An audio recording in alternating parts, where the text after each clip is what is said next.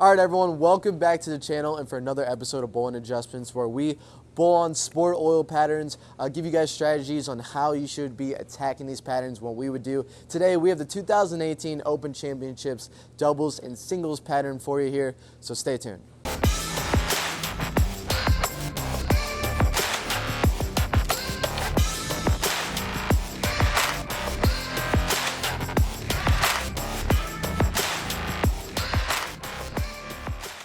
All right, so first let's talk a little bit about the details of the pattern. And when looking at a pattern, I like to look at three characteristics of it: the length of it, the amount of oil there is, and then the ratio. And in this particular circumstance, the length is 42 feet. Yep. The amount of oil is 30 milliliters, which is a little on the heavy side. A little on the heavy side, A little on the heavy side. And the ratio is 2.1 to 1. Which meaning that it's meant to be tougher and the scores are meant to be lower. Anytime that ratio is a little bit smaller, it is intended for lower scores. And my man Kyle over here actually beasted this pattern with him and his group last year at the Open Championships. Yeah, we were lucky enough. I think two of our teams finished in the top 5 last year. So a little bit on how we broke them down. We played farther right. You know, when at Open Championships, you think of people are always trying to hit their balls with a lot of surface, putting a big hole in the lane.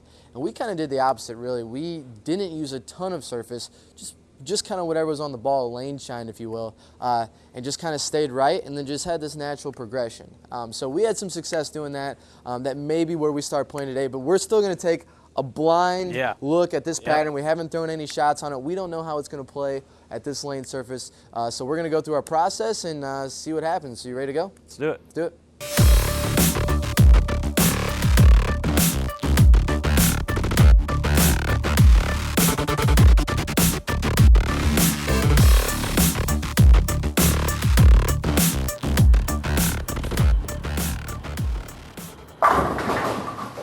Woo! Think I should play there? I don't know. Okay. What do you think? You know, so trying not to, I guess, cheat with this, because I kind of already have an idea of how this pattern is going to play. But, you know, the strategy was I threw 3 balls mainly, one being the Savage, my big asymmetric ball, a Chaos, a ball I like to use on the fresh a little bit more, and then a Web, which is like a symmetrical ball. That's my favorite ball in the bag right now. So I started off playing right, which is what I like to do, especially at the Open Championships. I always like to play right and see if they give us anything out there, because it's easy to play right and then move left if it's either overhooking or not hooking, because we know it's out there. We have an idea on what the outside part of the lane is doing, and you're painting that picture in your head. You're understanding what's going to happen if I throw the ball in certain places of the lane. So I like to start farther right. I did that with the Savage. It was okay. For me, it was a little like too strong to a sense. I wasn't really liking it. It was too whippy. I think if I was throwing that ball, it would give me like the 2-8-10 big 4 reaction, and then I left like a weak wrap 10 where the ball was coming behind it. So whatever that ball is doing, the layout is a little bit of a lower flaring layout. It just wasn't doing it for me. So when I see the way that ball is going through the pins, didn't necessarily like it a whole lot. Okay. Tried my Chaos. That was better. I threw one that went through the pins really, really well. That's probably what I'm looking to do. I like, when I play farther right, I like throwing stronger symmetrical pieces. I like them with a little bit more surface, and so they slow down the front, but they're just really smooth, and they're not going to overreact to the friction. Sometimes those big asymmetric balls, they're slow, but they can really come off the friction or they burn up, you know. Yeah. So I like throwing that Chaos. It looked okay. So if my Chaos was close, that tells me maybe this Web is close, because it's just barely a step down. So I threw one shot with the Web, and I think I rung a 7-10, or it just kind of went a little bit too long. But what I did was I went and took a used 2000 pad, hit it with 2000, and then you could see on that last shot there, it slowed down. It read, and the bone 8 is still there. It went forward through the pin. Yeah, it went forward. Yeah. So to me, for me, knowing my arsenal, my game, I'm going to go with this pin-up Web. I hit it with a little bit of surface so I could get it to slow down.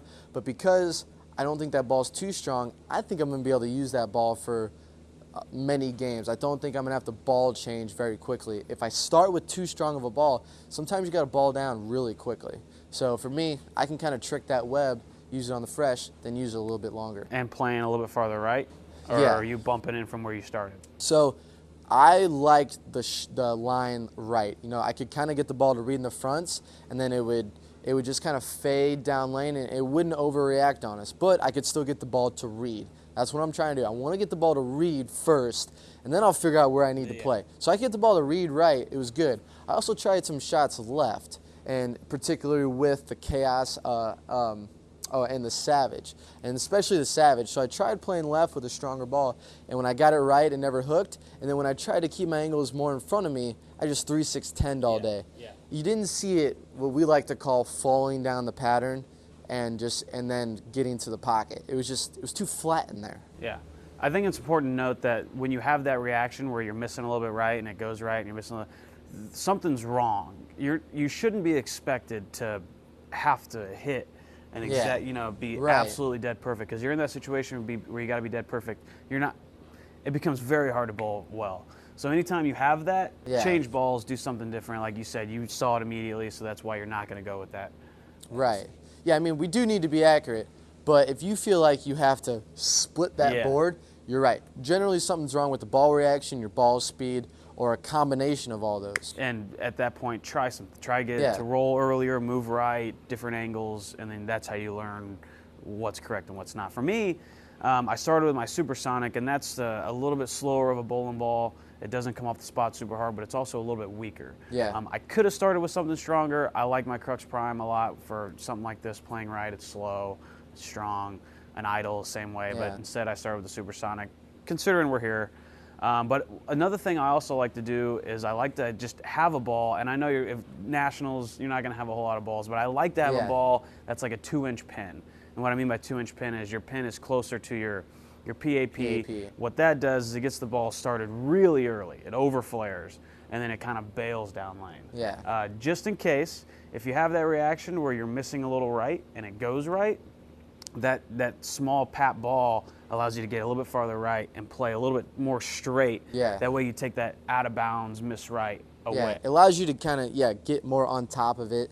Because it's not going to overjump. Yeah, you don't have to worry. You're not, I mean, with the 2-inch pin ball, you're generally not trying to hook the whole lane with it. That's something you can keep in front of you. Yeah, and so originally I started with the supersonic, and I saw that they are a little bit tighter. There's not going to be this swing. You're right. You're going to have to get it going down the lane.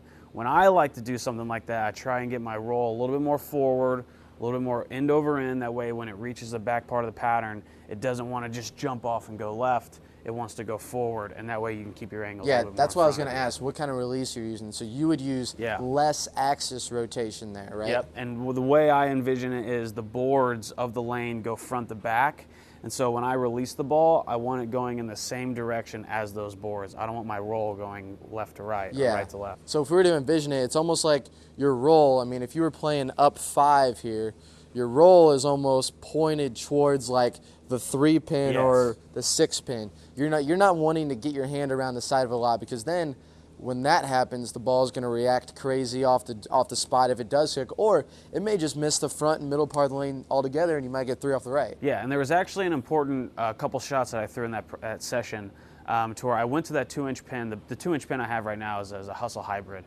And the first one I threw with it, I missed a little bit left of where I wanted it, and it froze and it went dead flush. It looked beautiful. You even commented like that looks really good. And then so the next one, I purposely tried to leak it a little bit farther right, and it actually froze up, and then it actually got to the pocket, which shows me, okay, that's where I need to play. Is it necessarily that bowling ball? I don't know yet, but I have room there. Right. So that automatically tells me, okay, that's a great thing. I missed a little bit right, and it hooked. So that's where I need to play, depending on the ball. Okay, so let's throw a shot here. Let's do it. So which ball are you going to pick? I'm going to throw the supersonic. Supersonic? I mean, I like the 2-inch pin ball, but... If you had one shot for $1 million right now, that's supersonic is it? Yeah. Okay, all right, let's see it. Well, I got to get this 8-pin out of the way. Check the ball return. Wouldn't that be crazy if you had $1 million shot and you boned that 8-pin? I don't want to talk about it. I boned too many 8-pins on national television. I had like 3.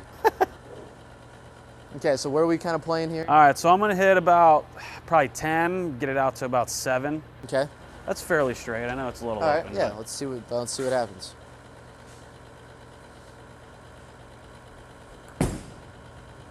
Yeah. I missed that off my hand a little bit. Is that but a still, miss off your hand? That was a little bit. Okay. But it still got to the hole. That's the important thing. Are you getting Yeah. to the hole? Especially on hard patterns, you want to Yeah. control the pocket, and then we'll figure out how to get it to carry from Yeah. there. All right, you're up. Okay. I think I can beat 9. I really do. So to me, I think that 10 to 7, for me, when I see that, was a little too far left. I think for me that was covering too many boards. So, well, I'm gonna try to play a little farther right, a little more direct. I may end up hitting 10 at the arrows. I don't really know. And then, so I'm kind of looking like 6 to 4 right now.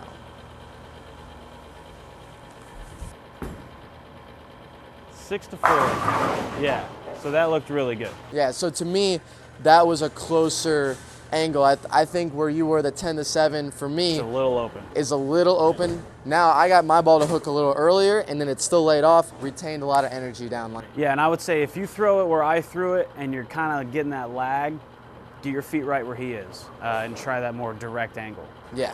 All right, guys, thanks for watching the video, and there's our little analysis on the 2018 Open Championships, doubles and singles pattern. Voila. That's a mouthful right there. But we know a lot of you guys go and bowl the Open Championship, so maybe let us know in the comments how you attack the pattern, if you had success, maybe your failures. Throw it in the comments. We'd love to know how you bowled on this pattern last year. And make sure you check out our Instagram and our social media pages. Head on over to InsideBowling.com to check out our merchandise. We also have a Patreon. Thank you guys for watching the video.